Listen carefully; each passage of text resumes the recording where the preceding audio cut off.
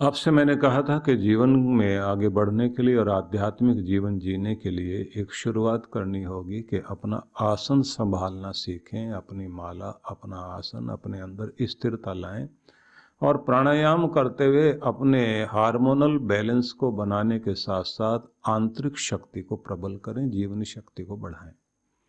इसी के साथ में हमारी चंचलताएं खत्म होंगी और हमारे अंदर वह व्यवस्था बनेगी जिससे आप अपने जीवन के विषय में भी सोच सकेंगे और अपने आप को आगे बढ़ाएंगे। इसके बाद में एक तीसरी कड़ी शुरू होती है जिसको बोला गया है प्रत्याहार। विकारम मानसम योगी प्रत्याहारेण सर्वदा। साधक व्यक्ति प्रत्याहार के द्वारा अपने विकारों को नष्ट करता है। मन में उठने वाले तरह तरह के विकार जो हमें नीचे गिराने के लिए आते हैं, जिनके लिए आप संकल्प पूर्वक बोलते हैं परोपे ही मनस पाप किम शस्तानि संससी, मेरे मन में उठने वाले पाप के विचार दूर हटो, क्यों मुझे गिराने के लिए आए हो, मेरा लक्ष्य मेरे सामने है, गृहेशु गोषु में मन। तो इसलिए एक स्थिति होती है कि जब आप केवल बाहरी परिस्थितियों के बारे में सोचते हुए अपने आप को परिस्थितियों का गुलाम बनाते हैं। एक स्थिति होती है जब आप आंतरिक रूप से अपने आप को प्रबल बनाते हैं और परिस्थितियों का सामना करते हुए कोहरे के बीच अपने जीवन का वो सूरज उगाते हैं जिससे आपको दिशाएं रास्ता दिखाने लगती हैं। निराशा का कोहरा इतना भयंकर होता है कि व्यक्ति को कुछ भी दिखाई नहीं देता।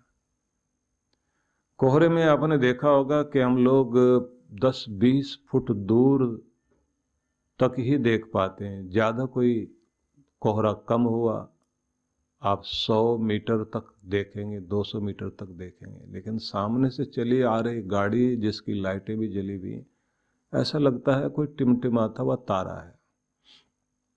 आप समझिए कि तेज लाइट भी कितनी छोटी हो जाती कोहरे में। चिंता, निराशा, तनाव से जब मन व्यक्ति का ग्रस्त होता है तो कोहरे जैसी स्थिति हो जाती है, दिखाई पड़ना बड़ा मुश्किल होता है। लेकिन कभी कभी मोह में भी ऐसा होता है। मोहग्रस्त व्यक्ति जो है वो बहुत अधिक धुंध के या धुएं के बीच में अपने को घिरा पाता है। जंजीरें बांधे हुए होती हैं उसको कि वो उनको तोड़ नहीं पाता। जैसे वो एक रेगिस्तान की कहानी कही जाती जिसका सार ये है कि ऊँटों को लेकर जा रहे काफिले ने रात में पड़ाव डाला और जहाँ वो पड़ाव डाला तो 100 ऊँट उनके पास थे, 99 के खूंटे गाड़कर रस्सियों से बांध दिए गए। 100वां ऊँट जो है उसकी रस्सी कहीं रास्ते में निकल गई। अब उसको बांधना बड़ा मुश्किल और जो यात्री हैं वो सोएं कैसे, क्योंकि मुश्किल ये था कि एक ऊँट खुला रह गया तो वो सबको परेशान करेगा, दौड़ता भागता रहेगा, सो नहीं पाएगा कोई भी। तो जो मुखिया था उसने कहा कि इसको बीच में लेकर के जाओ और वहाँ ऊँटों के बीच में, और इस तरह से हथौड़ा लेकर के और खूंटे से ठक ठक करो। खूंटा तो है, रस्सी नहीं है। खूंटे से ठक ठक की आवाज़ निकालो कि जैसे खूंटा गाड़ा जा रहा है, और फिर इसको लाकर जैसे रस्सी से बांधते थे वैसे इसका गला पकड़ के खींच के लाओ, और फिर ऐसे दिखाओ कि जैसे रस्सी से बांध दिया, और फिर इसको बैठने दो नीचे। ऊँट बैठ गया। अब बैठ गया तो नौकर कहता साहब ये रात में उठ के भाग गया। तो बोले नहीं, इसको पूरा पक्का पता है कि ये बंध गया है। अब नौकर के मन में ये है कि ऊँट इस विधि को जो की गई है इसको नहीं समझता कि हमारे मन में क्या है, हम क्या कर रहे हैं। वो तो रस्सी को समझता है, जानवर है, उठ के भागेगा जरूर। लेकिन ऐसा नहीं हुआ। सारी रात ऊँट वैसे ही बैठा रहा, सारे ऊँट भी बैठे रहे। सवेरे जैसे ही काफिला चलना था, आगे सबकी रस्सियां खोली गई और सारे ऊँट जो है उठ करके चलने लगे, लेकिन वो नहीं उठा। वो वहीं बैठा, उसको डंडा मारे तो गर्दन हिलाए लेकिन उठे नहीं। नौकर ने मालिक से कहा, लगता है बीमार हो गया ये। बोले, तूने इसको खोला नहीं। बोले, खोलूं तो तब जब बांधा हो। तो उस मालिक ने कहा, जैसे बांधा था वैसे खोल, क्योंकि ये तो मानसिक रूप से मान चुका है मैं बंधा हुआ हूं। तुम्हें लगता है कि रस्सी नहीं बंधी हुई है, लेकिन इसके मन में रस्सी बंध गई है, और इसके मन में रस्सी बंध गई है, तो जैसे बांधी थी वैसे खोलो। बहम की रस्सी भी ऐसे बंधती है, ध्यान रखना। बहुत तरह की ऐसी चीजें रस्सियां बांध दी जाती हैं जो वास्तव में रस्सी होती नहीं है, लेकिन हम बंधा हुआ महसूस करते हैं। मुंह की रस्सी भी ऐसी है, बंधे हुए महसूस करते हैं। परिस्थितियों की रस्सियां भी ऐसे ही हैं, हम अपने आप को बंधा हुआ महसूस करते हैं।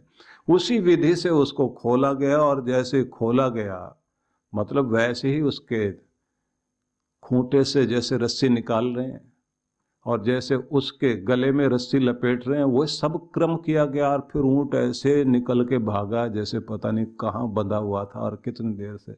उसको लग रहा है सारे साथी तो आगे निकल गए, बस मैं ही बैठा रह गया। बहुत सारे बंधन ऐसे, आपको किसी ने नहीं बांध रखा लेकिन फिर भी आप बंधे हुए हैं। उनसे निकलना है तो आपके मन में जो रस्सियां बंध गई हैं, पहले उनको खोलना शुरू कर लीजिए। और कभी कभी एकांत में बैठकर सोचो तो सही कि आपको किसने बांध रखा, क्यों बांध रखा, किस तरह बांध रखा।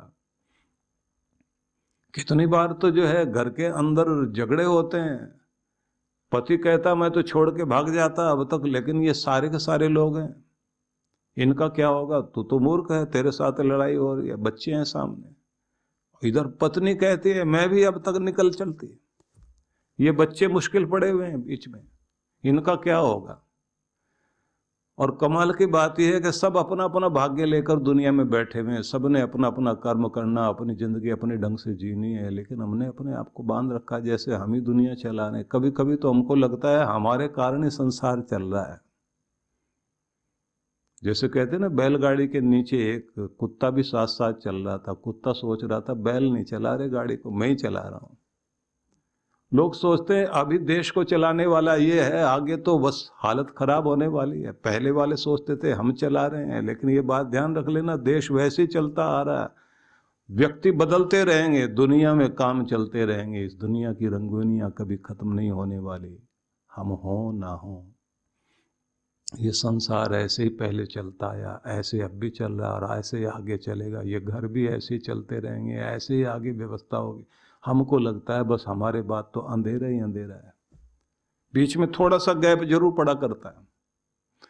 इसलिए मैं ये बात निवेदन करना चाहता हूं कि जो भी दुनिया आपको बाहर दिखाई देती है, उसका बहुत कुछ हिस्सा आपके अंदर है। और ये बात ध्यान रख लेना, जब आप केंद्रित होते हैं गरीबी पर, तो गरीबी गरीबों को खींचने लगती है, निराशा निराशा को, क्रोध क्रोध को, हिंसा हिंसा को, दुख दुख को खींचने लगता है। इसलिए कहा जाता है तुम कहाँ केंद्रित हो वो ध्यान रखो। प्रत्याहार में ये समझाया जाता है कि आपकी इंद्रियां जो है बाहर की तरफ देखती हैं, हर समय हमारा ध्यान बाहर की तरफ है।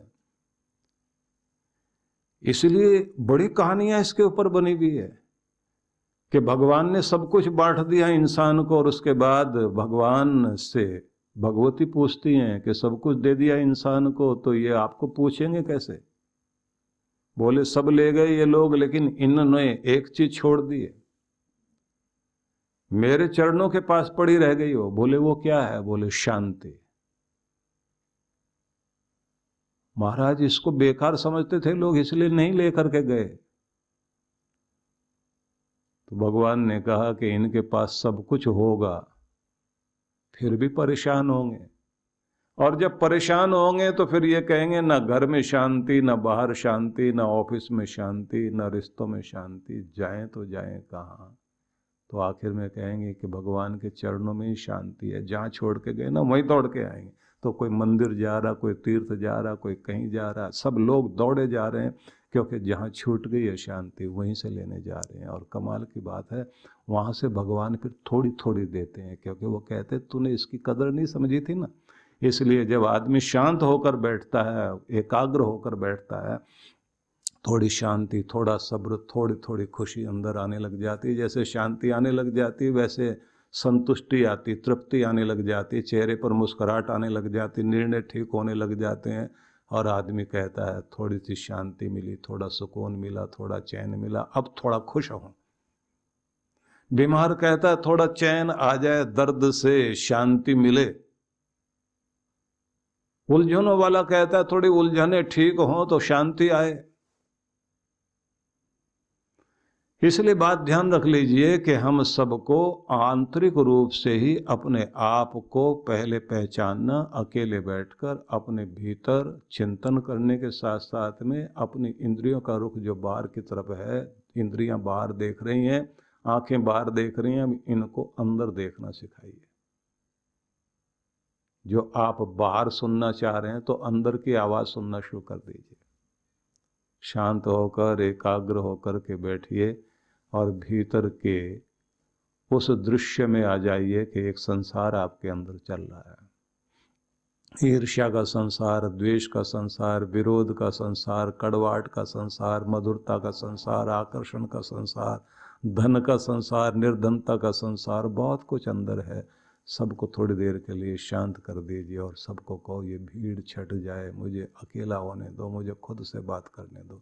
और जैसे आप अपने आप में शांत होने लग जाते हैं, स्थिर होने लग जाते हैं, फिर अपने अंदर से प्रश्न उठाइए कि मैं कौन हूँ, क्या हूँ, मेरी शक्ति क्या है, इस दुनिया में मेरा लक्ष्य क्या है, कर क्या रहा हूँ, जाना किधर है, किस तरह से जीवन को बिताना, मेरी जिम्मेदारी क्या, मैं कितना खुश, कितना निराश, मेरी खुशी कहाँ है, जिंदगी को किस रूप में देखना चाहता हूँ।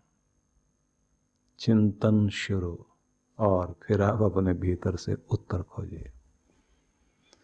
यहीं से आपकी जिंदगी की एक वह यात्रा शुरू होगी जहां से आपको लगेगा मैं एक अंधी दौड़ में दौड़ रहा था, कर क्या रहा था अब तक,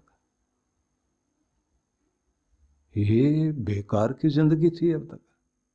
अब एक नई जिंदगी की शुरुआत होगी और फिर आप अंदर से कहेंगे बस अब और नहीं, अब इस तरह से नहीं, अब कुछ बेहतर ढंग से। सब कुछ होना चाहिए लेकिन भीतर शांति जरूर चाहिए। सब कुछ बाहर होना चाहिए लेकिन भीतर प्रेम जरूर होना चाहिए। सब कुछ बाहर इकट्ठा कर लिया जाए लेकिन मुस्कुराहट और खुशी जरूर चाहिए। तो आप यहाँ से एक यात्रा शुरू करते हैं। अध्यात्म में इसको कहा जाता है अंतर्मुखी वृत्ति बनाकर, बाहर के पट बंद कर अंदर के चक्षु खोल, ऐसा कहा जाता ना, कि बाहर के दरवाजे बंद कर लो, बाहर देखना बंद करो, अब थोड़ा भीतर देखना शुरू करो। बड़ी कहानियां कही जाती हैं। रायचंद चौधरी के बारे में कहा जाता है महात्मा गांधी के साथ उस व्यक्ति का कुछ उद्धरण मिलते हैं, तो उनके विषय में एक कहानी कही जाती है कि हीरे का व्यापारी था। तो सार सुना देता हूं। हीरे लेकर के और दिल्ली आ रहा था और ठग लग गए पीछे चोर, और उन्होंने जो है यात्रा के बीच में पूरी कोशिश करके देख ली, पूरी तलाशी ली। जब भी वो सोए तो पूरी तलाशी ली, कहीं भी हीरे नहीं मिले। और उसके बाद ठगों ने दूसरे ठगों को, दूसरे वाले जो ठग थे उनको ठेका दे दिया कि भाई अगर तुम्हें मिल जाए तो 10% हमें दे देना, बाकी तुम्हें जो है पार्टी बेच रहे हैं। वो ठगों का भी हिसाब चलता है। वो पार्टी बेच दी उन्होंने आगे, जब मिल जाएगा 10% हमें दे देना। बेईमान आदमी का अपना हिसाब होता है, उनके भी अपने रिश्तेदार होते हैं। अब अगली पार्टी मिल गई तो वो उनसे भी तेज थी, उन्होंने भी ढूंढना शुरू किया। कहानी बड़ी लंबी, सार बता देता हूं आपको। दिल्ली तक आते आते उन्होंने भी पूरा सब कुछ करके देख लिया।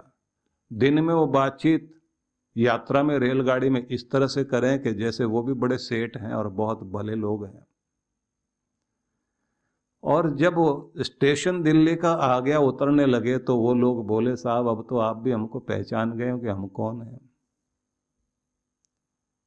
तो सेठ ने कहा, हाँ पहचान तो मैं भी गया हूँ, आप कौन है? बोले बस एक बात जरूर बता दीजिए, क्योंकि हमने अपनी जिंदगी में कभी धोखा नहीं खाया, आज जरूर धोखा खाया है। ये तो हमें पता है माल आपके पास है, और अब आपके आदमी भी आपके आसपास आ गए तो हम आपका छीन तो सकते नहीं, पर छिपाते कहाँ थे ये तो बताओ। जीवन यानी निरंतर दौड़ भाग, तनाव, शारीरिक व मानसिक थकान। कुछ सुकून के पल हम सबको चाहिए, ऐसा सुकून जो हमें ताकत, स्फूर्ति और आंतरिक शांति से भर दे। ध्यान यानी मेडिटेशन एक ऐसा माध्यम है जिसके द्वारा मन को चैन, शांति और सुकून मिलता है। और अगर ये ध्यान प्रकृति की गोद में किसी सुरम्य और शीतल स्थान पर हो तो क्या कहने। आइए परम पूज्य सुधांशु जी महाराज और आदरणीय डॉक्टर अर्चिका दीदी के शुभ नेतृत्व में सीखें ध्यान की कुछ अद्भुत विधियां, जो न सिर्फ शरीर को शक्ति प्रदान करेंगी बल्कि आंतरिक शांति से भर देंगी। एक सुंदर अवसर है 5 दिवसीय ध्यान शिविरों में भाग लेने का, और साथ ही 16 दिवसीय लघु चंद्रायण तप में भाग लेने का अवसर होगा। इन शिविरों की अनूठी बात है कि इसमें प्रमुख ध्यान की विधियां तो होंगी ही, जैसे प्राणायाम, स्वास्थ्यप्रद ध्यान, कुंडलिनी ध्यान, चक्र ध्यान, पिरामिड ध्यान, पंचकर्मा, विभिन्न यौगिक क्रियाएं इत्यादि। साथ ही साधकों को मंगल यात्रा, पूर्णिमा दर्शन, प्राकृतिक चिकित्सा के साथ साथ दर्शनीय स्थलों के भ्रमण का भी अवसर मिलेगा। सबसे खास बात यह है कि साधक मनाली के एक अत्यंत खूबसूरत रिजॉर्ट में निवास करते हुए इन सब कार्यक्रमों में हिस्सा ले सकते हैं।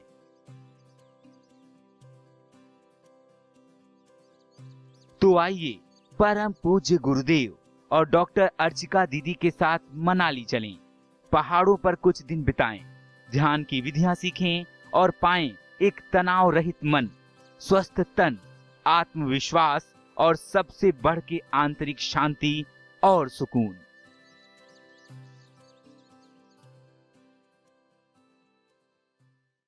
सद्गुरु श्री सुधांशु जी महाराज द्वारा मानव सेवा को समर्पित संस्था विश्व जागृति मिशन वर्ष 1991 से धर्म, समाज एवं मानवता की सेवा में संलग्न है। यह संस्था 90 मंडलों, सेवा केंद्रों के माध्यम से न केवल भारत अपितु देश के बाहर अनेक देशों में सेवा के कार्य कर रही है। संस्था की स्थापना से लेकर अब तक विगत 30 वर्षों में जहां लोगों को सन्मार्ग पर प्रेरित करने के उद्देश्य से गुरुवर ने 7000 से अधिक प्रवचन दिए हैं, वहीं देश के राज्य की राजधानियों व प्रमुख नगरों में लगभग 40 आश्रम, 25 मंदिर, सत्संग भवन व ध्यान साधना केंद्रों का निर्माण हुआ है। दिल्ली में करुणा सिंधु धर्मार्थ अस्पताल एवं फरीदाबाद के आरोग्य धाम अस्पताल में लाखों जरूरतमंद रोगियों का उपचार व ऑपरेशन किया गया है। अनाथ गरीब बच्चों के लिए सूरत में अनाथाश्रम, दिल्ली एवं कानपुर में गुरुकुल, फरीदाबाद में ज्ञानदीप विद्यालय, मुरादाबाद में सृजन प्राइमरी स्कूल, झारखंड के रुक्का खूंटी गांव में आदिवासी बच्चों के लिए 2 पब्लिक स्कूल समेत दिल्ली में उपदेशक महाविद्यालय भी बनाया गया है। इन शैक्षणिक संस्थाओं में लगभग 2500 बच्चों को शिक्षित व संस्कारित किया जाता है। दिल्ली के आनंदधाम आश्रम में जहां वृद्धाश्रम एवं वानप्रस्थ संचालित हैं, वहीं आश्रम की कामधेनु गौशाला में 125 गौओं की सेवा की जाती है। कामधेनु गौशाला की तरह ही देश के प्रमुख नगरों में 7 अन्य गौशालाएं भी संचालित हैं। साथ ही पूजा पाठ, यज्ञ अनुष्ठान से लोगों में धार्मिक भावना जागृत की जाती है। गरीब जरूरतमंद महिलाओं को सक्षम बनाने के लिए जहां कई तरह के प्रशिक्षण दिए जाते हैं, वहीं गरीब कन्याओं के विवाह में सहयोग भी किया जाता है। प्राकृतिक आपदा जैसे कि बाढ़, भूकंप, तूफान आदि में जहां मिशन द्वारा प्रधानमंत्री राहत कोष में सहयोग किया जाता है, वहीं जैसे वर्तमान में चल रही महामारी कोरोना संकट काल में जरूरतमंदों को भोजन, राशन किट व सांसों के संकट से जूझ रहे जरूरतमंद मरीजों को देश विदेश से मंगाकर ऑक्सीजन कंसंट्रेटर बांटे गए। मानव सेवा को ईश्वर भक्ति मानते हुए सेवा परमो धर्म के भाव से विश्व जागृति मिशन के सेवा कार्य निरंतर जारी हैं। आइए मिशन के सेवा पथ पर बढ़ते कदमों में कदम से कदम मिलाकर चलें और मानवता की सेवा में दान सहयोग कर पुण्य के भागीदार बने।